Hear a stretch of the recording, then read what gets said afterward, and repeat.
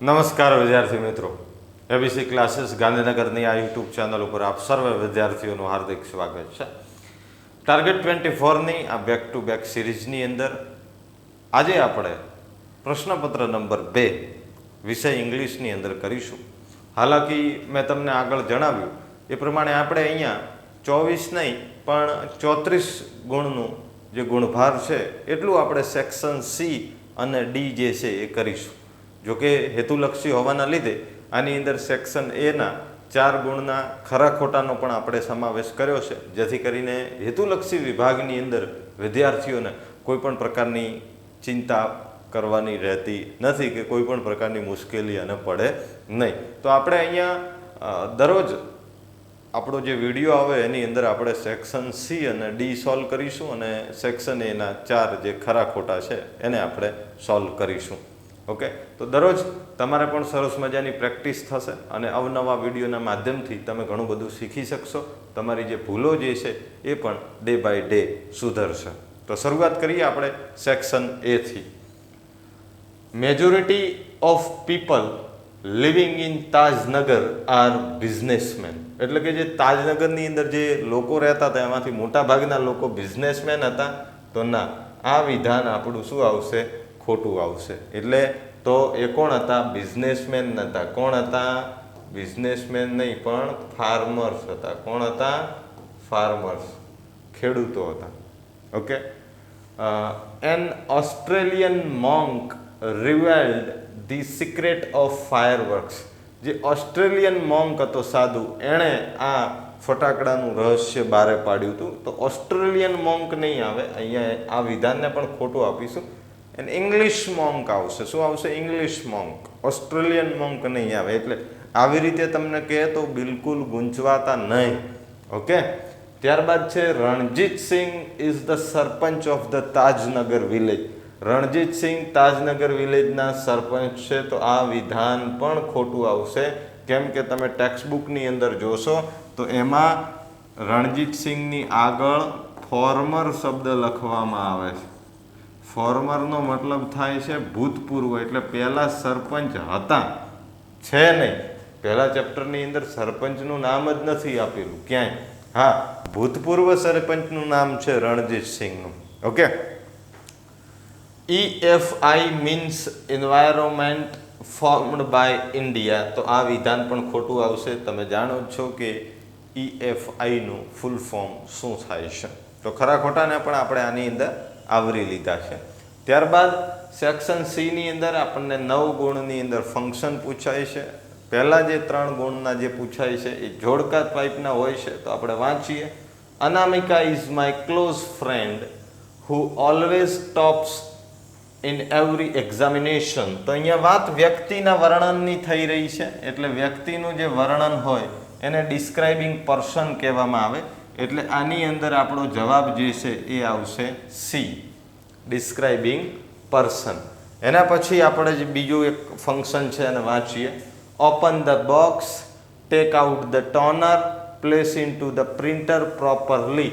તો જ્યારે વાક્યની શરૂઆત વિદ્યાર્થી મિત્રો ક્રિયાપદથી થઈ રહી છે અને એની અંદર ક્રિયા પદ્ધતિ, રીત, પ્રોસેસ આપી છે એટલે આપણે એને ડિસ્ક્રાઇબિંગ પ્રોસેસ કહીશું. આપણો જવાબ રહેશે એ. Okay. Mister Bhatt has been in this school for 25 years.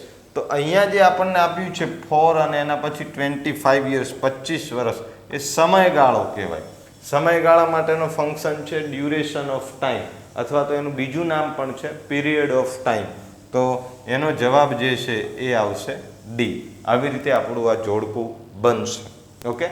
Next જે ફંક્શન છે એ સેક્શન સીની અંદર ડાયલોગ સ્વરૂપે હોય છે. જેમ કે અહીંયા સંવાદ છે જીગર અને જીજ્ઞા વચ્ચે. તો જીગરે પૂછ્યું કે what happen in women's world cup.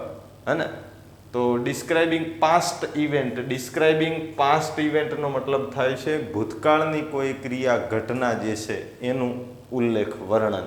તો એની અંદર ભૂતકાળની કોઈ ક્રિયા ઘટનાવાળું તો ભૂતકાળનું વાક્ય હોવું જોઈએ. ઓકે. તો અહીંયા છે England defeated India and won the world cup. તમે જોઈ શકો છો અહીંયા બંને જે ક્રિયાપદો જે છે એ ભૂતકાળના છે. ઓકે, સંદર્ભ પણ ચેક કરતા રહેવાનું. ત્યારબાદ આગળ વધીએ. ટીચર અને હિના વચ્ચે સંવાદ છે. ટીચરે કીધું કે what is the similarity in the Ganga and the Yamuna. Okay, તો હિનાએ કીધું કે બોથ આર હોલી રિવર્સ, બંને પવિત્ર નદીઓ છે. But the Ganga comparing things. Comparing થિંગની અંદર યાદ રાખવાનું, તમારા વાક્ય ડિગ્રીનું વાક્ય હોવું જોઈએ. But the Ganga is bigger than the Yamuna. તો અહીંયા સરખામણી પણ થઈ ગઈ. ઓકે, તો આવી રીતે થાય કમ્પેરિંગ થિંગ. નેક્સ્ટ જોઈએ Rani. When did you purchase the new flat. તમે નવો ફ્લેટ ક્યારે ખરીદ્યો હતો? મૌલિક. સ્પેસિફાઈંગ ટાઈમ, સમય બતાવવાનો છે. તો અહીંયા આપેલું છે આઈ બોટ ઇટ ઇન 2007, એટલે કે મેં 2007ની અંદર ખરીદ્યો હતો. એના પછી છે 3 ગુણના જે ફંક્શન આપણને વાક્ય પૂરું કરવાના અર્થમાં આપે છે. તો એની અંદર પણ હાલાકી હવે ઓપ્શન આવશે જે નવી પરીક્ષા પદ્ધતિ પ્રમાણે.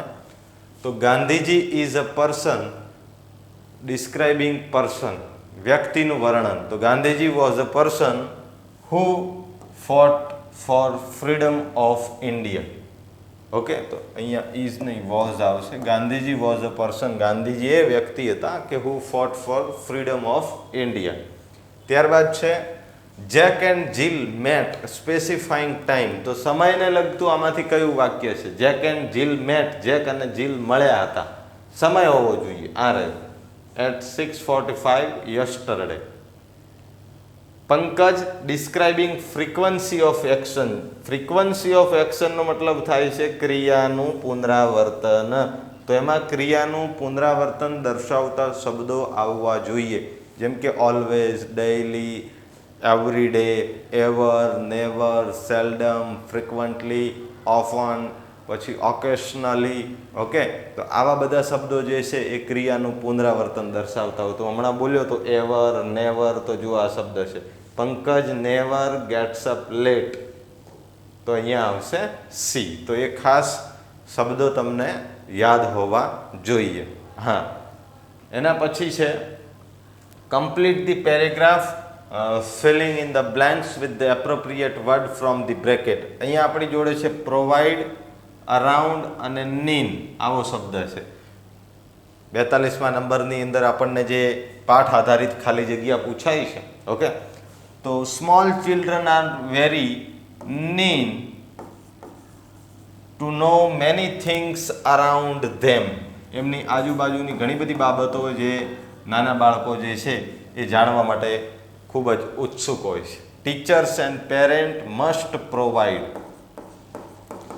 them the atmosphere and environment for their mental and physical development. ત્યારબાદ આપણને જે નિયરેસ્ટ મિનિંગ પૂછાય છે, બ્લેક બકની અંદરથી આપણને નિયરેસ્ટ મિનિંગ પૂછાય છે, તો એની અંદર આવશે પીક. પીક એટલે શિખર, હે ને? તો એને કહીશું આપણે સમિટ. એમાં આપણો જવાબ શું આવશે? પીકની અંદર આવશે સમિટ. વેકેન્ટ એનો મતલબ થાય ખાલી, એટલે એનું થશે અહીંયા એમ્પ્ટી. એના પછી છે ડિનાય. ડિનાય એટલે રિફ્યુઝ, રિજેક્ટ, નકારી દેવું. તો પીકનું સમિટ, વેકેન્ટનું એમ્પ્ટી અને ડિનાયનું રિજેક્ટ, આવો આપણો નિયરેસ્ટ મિનિંગ આનો થશે. ત્યારબાદ આગળ વધીએ. સેક્શન ડીની અંદર આપણને ઇનડાયરેક્ટ સ્પીચ આપે છે. હવે આવી રીતે આવશે, જવાબ આપેલો હશે, તમારે 4 ખાલી જગ્યા પૂરવાની, તો 2 ગુણ તમને મળવા પાત્ર રહેશે ઇનડાયરેક્ટ સ્પીચની અંદર. જો રાની ટોલ્ડ રાધા ધેટ હી એમ, તો એમ ઇઝ આરનું વોઝ વેર થઈ જાય. તો અહીંયા હી જોડે લાગશે was. He was going to the USA for a conference. Next વીકનું શું થાય? નેક્સ્ટ વીકનું થઈ જશે ધ ફોલોઈંગ વીક. શું થઈ જશે? The following week. તો આપણો જવાબ રહેશે the following week. Okay, Radha exclaimed with joy that he ખાલી જગ્યા. તો અહીંયા વિલ છે, તો વિલનું વિદ્યાર્થી મિત્રો અહીંયા થઈ જશે વુડ. શું થઈ જશે? Wood. And great fun. Rahul asked Radha. અહીંયા સહાયકારકથી પ્રશ્ન પૂછવામાં આવ્યો છે, એટલા માટે કરી અને અહીંયા ઇફ નામનું કંજક્શન આવશે. તો આ રહ્યો આપણો ઇનડાયરેક્ટ સ્પીચનો જે જવાબ એ આપણે જોયા. હાલાકી તમને ઇનડાયરેક્ટ સ્પીચ જે છે એ તમે શીખ્યા હોવ તો વિશેષ રૂપે તમને અહીંયા ભૂલ પડે નહીં અને એટલી બધી સહેલી પડે. ઇનડાયરેક્ટ સ્પીચની અંદર તકલીફ હોય તો ઓલરેડી મારો વિડીયો યુટ્યુબની અંદર છે. બહુ જ એકદમ કલર કોડિંગથી શીખવાડ્યું છે અને એકદમ સરળ ભાષાની અંદર એની અંદર પ્રેઝન્ટ કર્યું છે. 1 કલાક શાંતિથી પલાઠી વાળી મસ્ત બેસી જાઓ, આરામથી તમને આવડી જશે. એના પછી છે join the sentences using the appropriate conjunction given in the brackets. આપણને 3 માર્ક્સની અંદર કંજક્શન પૂછાય છે, તો એની અંદર આપણે 3 માર્ક્સના સરસ મજાના કંજક્શન જે છે એને કરીએ. Narendra Modi is the prime minister, people love him very much. Okay, તો અહીંયા હુથી, હુમથી અને હુઝથી આ બહુ ઇમ્પોર્ટન્ટ છે. બોર્ડની અંદર એકાદું તો આના વિશે પૂછતા જ હોય છે. એમાં લાસ્ટ 2-3 યર્સથી તો હોય જ છે. એટલે હુથી ક્યારે બને, હુમથી ક્યારે બને અને હુઝથી ક્યારે બને એ તમારે ખાસ જોવાનું છે. તો Narendra Modi, okay, Narendra Modi is the prime minister, people love him very much. તો અહીંયા આપણી જોડે હુ છે, હુમ છે અને હુઝ છે. તો આપણું જવાબ જે છે આવી રીતે આપણે લખીશું. Narendra Modi whom people love very much is the prime minister. તો અહીંયા આપણે હિમ જે છે એને કાઢી નાખ્યું છે. કેમ કે એના નરેન્દ્ર મોદી માટે જ અહીંયા હિમ વાપરવામાં આવ્યું હતું, તો 2 વાર લખવાની કોઈ જરૂર નથી. Okay, the police caught the thief, પોલીસે ચોરને પકડ્યો. હી હેડ સ્ટોલન, તેણે ચોર્યા હતા મિસિસ મહેરાસ પર્સ, એટલે એણે શું ચોર્યું હતું? Mrs મહેરાનું purse. ઓકે, તો અહીંયા આપણે જવાબ કેવી રીતે આવશે કે ધી પોલીસ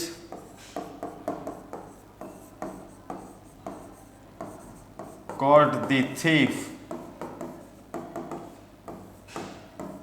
who આવશે, પણ who આવે તો આ he શું થઈ જશે? નીકળી જશે કે who had stolen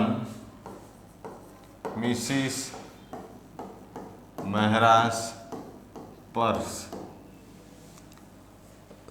Nilesh is a boy, his father is a millionaire. તો આપણે અહીંયા જવાબ આવશે Nilesh is a boy, his નીકળી જશે, હુઝ ફાધર કે જેના પિતા ઇઝ અ મિલેનિયર. આવી રીતે બનશે. તો હુ, હુમ અને હુઝ વાળું જે કંજક્શનની અંદર કેવી રીતે એનો ઉપયોગ થાય છે એ પણ તમે ખાસ ધ્યાનમાં રાખજો. કેમ કે લાસ્ટ યરની અંદર 2-3 જે લાસ્ટ યર્સની જે બોર્ડના એક્ઝામના પેપર જોઈએ તો એની અંદર એકાદું તો આવું પૂછવામાં આવ્યું જ છે. એટલે ખાસ હુથી, હુમથી અને હુઝથી કેવી રીતે બને એ ખાસ શીખી જવાનું. ત્યારબાદ છે rewrite the paragraph correcting the underline word, editing જેને કહીએ છીએ.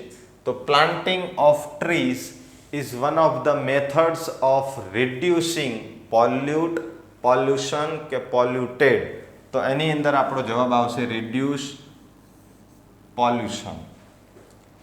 According to a study, trees strongly reduce the sound levels, particularly the continuous, અહીંયા આવશે continuous sound of vehicle. આવી રીતે. ઓકે, ત્યારબાદ છે અહીંયા we should protect trees. તો trees should be protected by us, passive બનાવ્યું છે. તો અહીંયા આપણી જોડે છે we must not cut them needlessly. Okay, તો them આગળ આવશે એટલે વિદ્યાર્થી મિત્રો એનું થઈ જશે they, અને must છે અને વાક્ય પણ આપણું નકાર છે. they must not be, કટનું ભૂતકૃદંત કટ જ રહેશે. they must not be cut needlessly by us. આવું વાક્ય આપણું બનશે. We would not get enough rain without them. તો આપણું વાક્ય બનશે ઇનફ રેઇન વુડ આપેલું છે, ઇનફ રેઇન વુડ અને નોટ પણ છે, વુડ નોટ બી અને ક્રિયાપદ તરીકે છે ગેટ, ગોટ, ગોટન. તો ગેટનું ભૂતકૃદંત ગોટ પણ લખી શકો, ગોટન પણ લખી શકો છો. Enough rain would not be got યા તો તમે ગોટન પણ લખી શકો છો. વિધાઉટ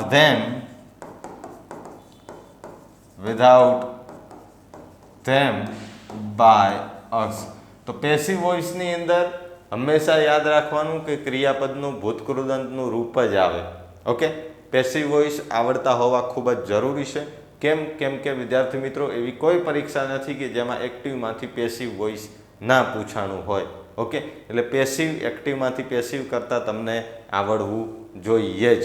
ઓકે, તો એની અંદર 5 ફેરફાર કરવાના હોય. કર્તા કર્મના સ્થાને જાય તો કર્મ પાછો કર્તાના સ્થાને આવે. હંમેશા ક્રિયાપદનું ભૂતકૃદંત મૂકવામાં આવે છે. મોડલ ઓક્ઝિલરી વગેરે હોય તો વધારાનું બી લાગે, ચાલુ કાળમાં બીઈંગ લાગે અને પૂર્ણ કાળમાં બીન લાગે છે. એટલે કહું છું કે ટોપિક તમને સરસ રીતે આવડવો જોઈએ. એના પછી છે આઈ એમ રીડિંગ માય લેસન અને I was reading my lesson. તો એમ ઇઝ આરનું અહીંયા વોઝ વેર કરવાનું કહે છે, ચાલુ વર્તમાનમાંથી ચાલુ ભૂતકાળ. માય મધર ઇઝનું અહીંયા થઈ જશે વોઝ. માય ફાધર ઇઝ પાછું અહીંયા થઈ જશે વોઝ. ધ ડોરબેલ અહીંયા પાછું ઇઝ છે, અહીંયા વોઝ કરવાનું છે, બીજું કશું આની અંદર કરવાનું નથી. ઓકે, ત્યારબાદ છે લાસ્ટની અંદર WH question. Sonu sings Sufi song at the concert. Sonu sings Sufi song. Sonu કેવા ગીત ગાવે છે? સૂફી સોંગ. ઓકે, તો આ જવાબ આપણો વિચથી બનશે કે which song does Sonu sing at the concert. ત્યારબાદ છે my school is a kilometre away from my house. તો મારી શાળા મારા ઘરથી 1 કિલોમીટર દૂર છે. તો જ્યારે અંતરની વાત આવે તો હાઉ ફારથી પ્રશ્ન બને, ખાસ યાદ રાખવું. My uncle lives in a very big bungalow near Naranpura. તો નારણપુરા સ્થળ છે એટલા માટે આપણે અહીંયા વેરથી બનાવીશું, પણ અહીંયા વેર બી ઓપ્શનમાં પણ છે અને સી ઓપ્શનમાં છે, પણ અહીંયા લીવ્સ લખીશું છે. જો લીવડ હોત તો ડીડ વાળું આવત, લીવ્સ છે એટલે ડઝ વાળું આવશે. Where does your uncle live. Okay, તો આ હતા આપણા સરસ મજાના WH ક્વેશ્ચન. તો દરરોજ આપણે અલગ અલગ પ્રશ્નપત્રના માધ્યમથી તમારી સમક્ષ અંગ્રેજીનું 34 ગુણનું નવું નજરાણું લઈને આવીશું, જેથી કરી અને ઝડપથી કરીશું. આપણે આપણો સમય નહીં બગાડીએ, બને તેટલું ઝડપથી તમારો સમય પણ બચે અને ફટાફટ આપણે એનું જે સોલ્યુશન કરીશું. ઓકે, આશા છે કે તમને વિડીયો પસંદ આવ્યો હશે. જો તમને વિડીયો ગમ્યો હોય તો લાઈક કરજો, ચેનલને સબસ્ક્રાઈબ કરજો અને વધારે પ્રેમ ઉભરાય તો તમારા સહધ્યાયી ક્લાસમેટ્સ મિત્રોને શેર પણ કરજો. ઓકે, તો આજના માટે આટલું. ફરી મળીશું નવા અધ્યાય નવા ટોપિક સાથે. ત્યાં સુધી રજા લઉં છું. ગુડ બાય, જય હિન્દ.